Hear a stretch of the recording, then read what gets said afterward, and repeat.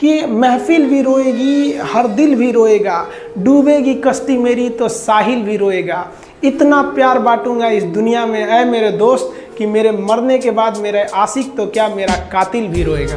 और दुनिया में ना किसी भी समस्या है भाई, उसका सबसे अच्छा एक टोल फ्री नंबर है। दुनिया की कोई भी समस्या का सबसे टोल फ्री नंबर है दोस्त। एक बढ़िया दोस्त बनाओ भाई, 2-4 लोगों का, और उनसे ही आप पढ़ाई लिखाई हर तरह के डिस्कस करते रहो। दोस्त से बढ़िया टोल फ्री नंबर कोई नहीं है, हर चीज़ का इलाज है। और कुछ दोस्त जिंदगी में तो ऐसे बनाओ ना जो आपकी प्रॉब्लम को वैसे ही समझ जाए जैसे डॉक्टर की लिखावट मेडिकल स्टोर वाला पढ़ लेता है। और एक बात और, ये जो अच्छी किताबें होती हैं और अच्छे दोस्त होते हैं ना, जल्दी समझ में नहीं आते हैं, लेकिन इसलिए दोस्ती बहुत अच्छे सोच समझ के कीजिएगा।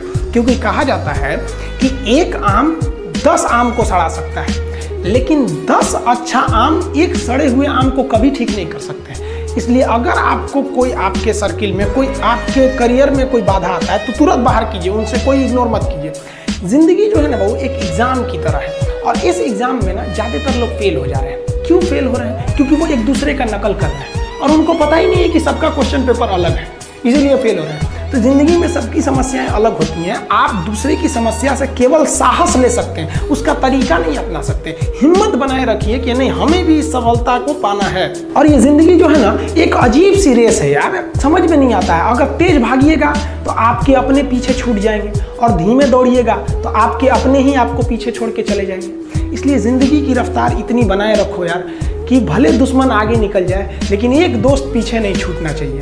अपने ज़िंदगी में हौसला बना के रखिए। पतंग को पता होता है कि उसका अंत एक कचड़े में जाकर होगा, लेकिन उससे पहले उसे आसमान छूकर दिखाना होता है। पहाड़ों को चीरते हुए जब नदी निकलती है ना तो कभी नहीं पूछती है कि समुंदर अभी कितना दूर है, और नदी में गिरने से तो कभी किसी की मौत नहीं होती है। मरता तो वही है जिसे तैरना नहीं आता है। तो हम सब परिस्थितियों के आगे हार जाते हैं, हम हार जाते हैं। परिस्थितियां सबके सामने होती है, जो डट के रहा उसे मंजिल मिली, और जो नहीं डटा वो हार के चला गया।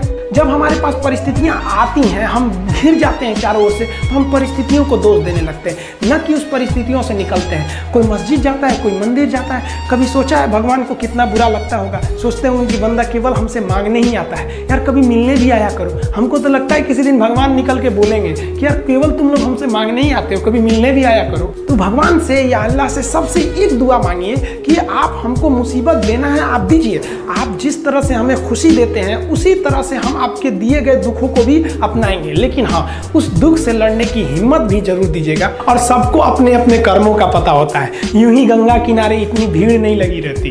देखिए जिंदगी में आपसे भी कुछ गलतियां होंगी, और गलती किससे होती है? जो काम करता है, मेहनत करने वालों से ही तो गलतियां होती है। निकम्मों की तो पूरी जिंदगी निकल जाती है दूसरों में कमी ढूंढते ढूंढते। देखिए सफलता और असफलता में थोड़ा सा का अंतर है। सफलता आपका परिचय दुनिया के सामने कराएगी, और असफलता दुनिया का परिचय आपसे करा देगी। इसलिए सफल जरूर होइए।